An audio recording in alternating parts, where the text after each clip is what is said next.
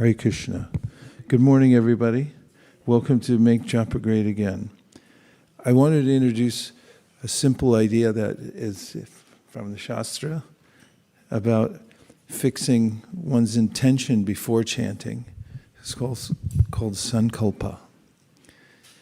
Means to articulate what you've decided, why you've decided to chant the Maha Mantra.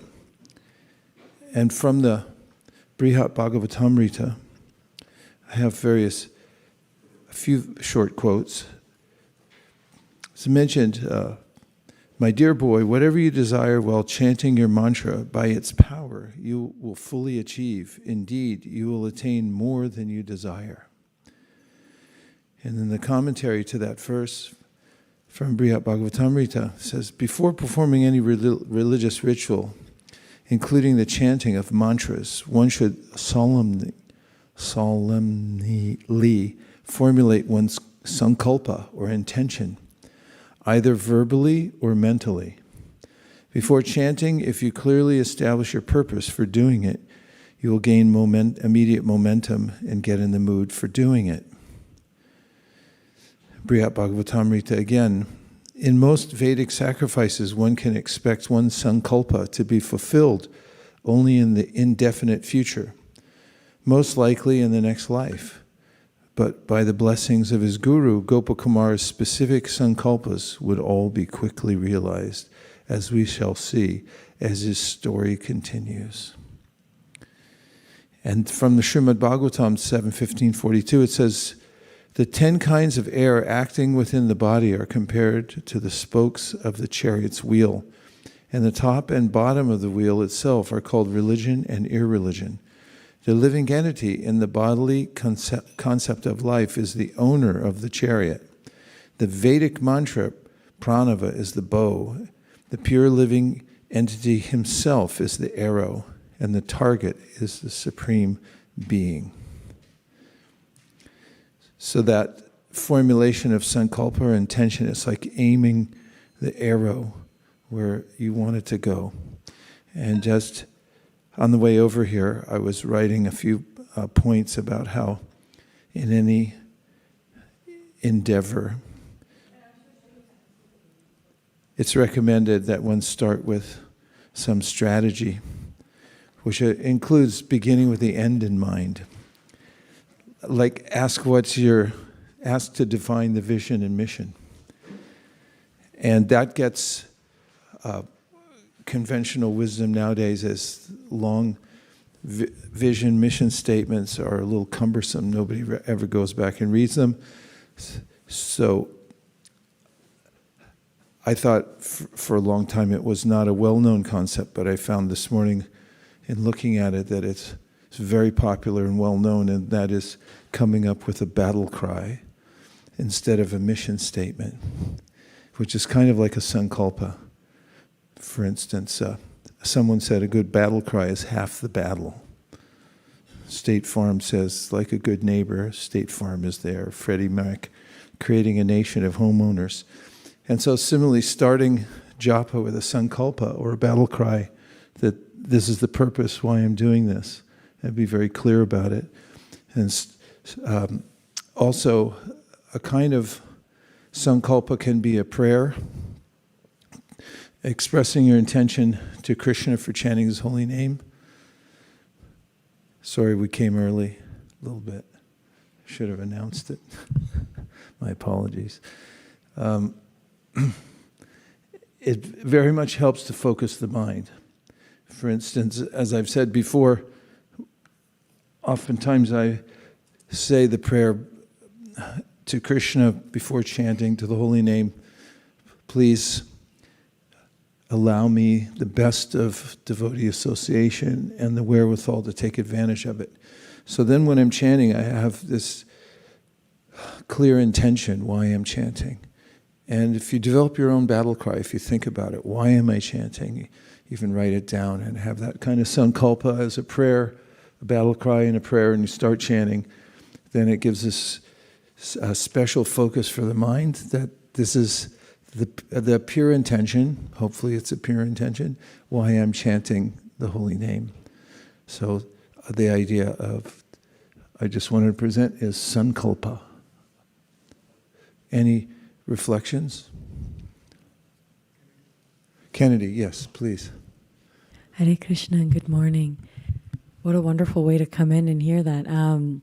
It reminds me of in the first chapter of the Bhagavad Gita, what it really means to be blowing the conch shell before the battle, and how the people who, had Krishna's army, they blew the conch shells and they were very proud of it. And they're like, yeah, we're really intimidating. We really got this going. And then Krishna and Arjuna blow their conch shells and it just devastates them. And so it's that idea of that's what it means to go into battle, is to have that cry before you go in. And that was before Krishna even spoke. And so it just... That's good. That's definitely going in my book. This is part of a book called Getting to 16 Rounds, and I think that's a really good extended metaphor, because there's a way in which there's all kinds of battle cries, little battle cries that everyone has for sense gratification or establishing him or herself in the world, but then when the big conch shell comes out and says, forget all this other nonsense, it's petty, and that vibrates, then there's a sense of, okay, one thing only, tasmad ekena manasa, bhagavan sattvatam pati, shrotavya kirtitavyasya dheya pujashchanichira. Take that victory conch from Krishna and Arjuna. That's nice, really nice. Una más? Por favor? Go ahead. Hare Krishna Maharaj. I don't know the exact verse, but in the Adi Leela of the Chaitanya Charitamrita, I'll paraphrase. So if one chants the holy name of the Lord, indeed by this chanting one can eradicate the material miseries and see the lotus feet of the Lord. So I usually resort to this verse before chanting and reading, and it helps me to focus, and that immediate momentum that you mentioned earlier about the sankalpa, in connecting to the holy name. Thank you. If you could find that verse before the end of class, I'd appreciate it. I'll put it in the manuscript, along with the conch shell thing. So if you want to take 30 seconds or a minute just before you commence chanting or continue chanting, and just consider your own sankalpa to yourself and state it out loud, however you conceive it. Just see how it feels. I highly recommend it. And then when you chant, it's like the arrow, ready, aim, fire, instead of ready, fire, aim, which is also okay because you can find your aim while you're chanting, but maybe just try it this morning by fixing the arrow first on a target and then chanting. Does that sound okay? Okay. Hare Krishna. Just a few minutes left, and just curious if you have any thing to report about sankalpa, fixing your attention, battle cries. Yes. Hare Krishna Guru Maharaj. I was reminded of the 10 positive affirmations that His Grace Mahatma Das had listed out. And Vaiśeṣika Guru had mentioned that after reciting the 10 offenses to chanting the holy name, that we should recite those 10 positive affirmations. And I think that kind of alludes to the point of setting the intentions for the chanting. Thank you. Practical application. Other realizations. Shyamalungi. When you gave us the time, for the sankalpa, so what came to my mind was that I'm actually very troubled, and there are so many philosophies that keep coming to us, like crocodiles, it's in the Chaitanya Charitamrita, they say, right, all these philosophies are like crocodiles which come and bite you. And then Mahaprabhu, if you follow Mahaprabhu, even like a child can swim across the ocean of material existence. And then I was reminded of the Subudhi Rai's pastime, when he was forcibly converted to a Muslim, and then the society would not accept him. And he tried so many things, so many people told him, so many harsh stuff like, drinking boiled ghee. And then somebody also told him you should go and kill yourself. But then Mahaprabhu, told him, you just chant. And then slowly he went to Vrindavan and he chanted, and he became like a pure devotee. So thank you. Thank you very much. It's very helpful. Yes.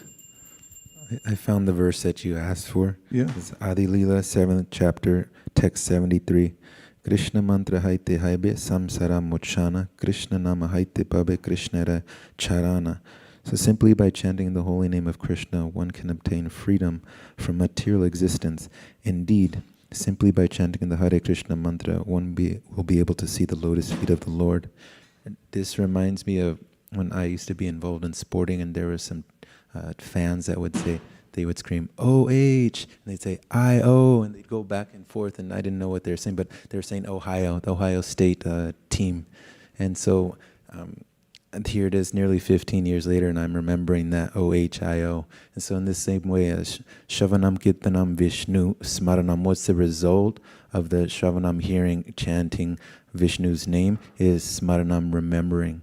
And that it's a scientific process that even lay people engage in, and it has the same effect. That's called phalam parichiyate. You judge the action by its result. Thank you. Well thought out, nicely done. Anyone else? Sankalpa? I was just considering, since I brought up the example of Gopakumar, when he first received his mantra from his guru didn't explain it to him or tell him the goal of the mantra, because he fainted in ecstasy after he gave Gopakumar the mantra. And then when he came back to consciousness, he wandered away in another state of ecstasy. And Gopakumar was a simple cowherd boy, and he just thought, well, I'm grateful he gave it to me. I don't know what it is, but I'll just chant it. So he kept chanting and chanting, and because he didn't have a clear sankalpa, although he was making progress, he went to every part of the universe first until he came finally to meet Narada Muni, who told him the specific object of your mantra is Krishna in Goloka Vrindavan. Because he tried to fit in everywhere else, and he didn't quite fit in all of the places where the Lord was in the various regions of the universe. And Narada told him specifically, go to Vrindavan, earthly Vrindavan, then chant your mantra, then go directly back to Goloka to meet Krishna. And that's what he did finally, which was an illustration of the importance of sankalpa, of getting guidance exactly where to point the mantra. A couple other thoughts? Yes. Hare Krishna. I can share my experience. I thought it was largely unsuccessful. I started with the sankalpa of, okay, I'll think about Mahaprabhu and Nityananda Prabhu. And once I started chanting, that lasted for about 30 seconds. And then I went straight to Krishna's pastimes. And I thought, okay, well, that's okay. That's also a nice sankalpa to have. But then I kind of meditated on that for some time. And then slowly I reverted back to just what I normally do, which is just trying to hear what the Mahamantra when I'm chanting. So I was unsuccessful, but one thing I noticed was that one thing that made me unsuccessful is that I often I would focus on thinking about doing what I was supposed to do as opposed to just doing it.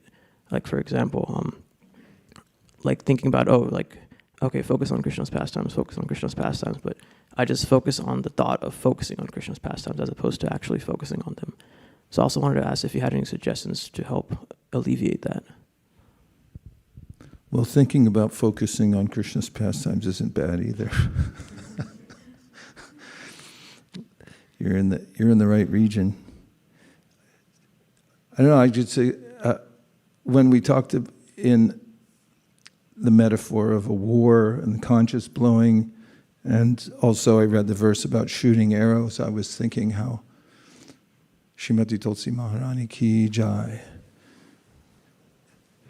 The metaphor is given there in the Bhagavatam that the mantra is like shooting an arrow. And I was thinking about how when we read the Ramayana several times, I always thought there's a lot of arrows being shot. In fact, it goes on for pages and pages, spears and clubs and everything being thrown, and that's a lot. And I was thinking how if my intention is fixed on the mantra that I'm shooting down Maya, it's a war, and I'm shooting the arrows of the mantra, then it can become absorbing, and finding a visceral kind of metaphor, or a metaphor that can be applied viscerally, like I'm chanting, I'm shooting the vibration out, hitting something.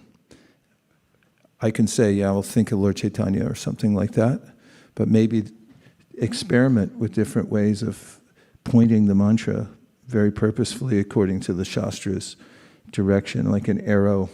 You're defeating death. Apana samsritim goran yanama vibhashograna. It's like the beginning of the Bhagavatam says, you can defeat death with this mantra.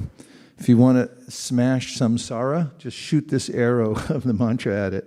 And if you get in that kind of mode, it can be almost like a, direct live experience that I'm besieged by the enemies of lust, anger, greed, so forth. Samsara, it's a pall that's hanging over me, and now I'm shooting out these beams of light. Dear Srila Prabhupada, dear Shri Chaitanya Mahaprabhu, Shri Shri Panchatattva, Shri Shri Radha Madan Mohan, Shri Shri Lakshmi Nrsimhadev, if you so desire, please empower us to chant great japa every day. Please let us renew our sankalpa every day, and then in this way, shoot ourselves towards your lotus feet in the spiritual world. Thank you for considering our request. Om Tat Sat. Everyone agrees with this prayer in whole or in part, please unmute and say Hare Krishna. I didn't see anybody actually unmute up there.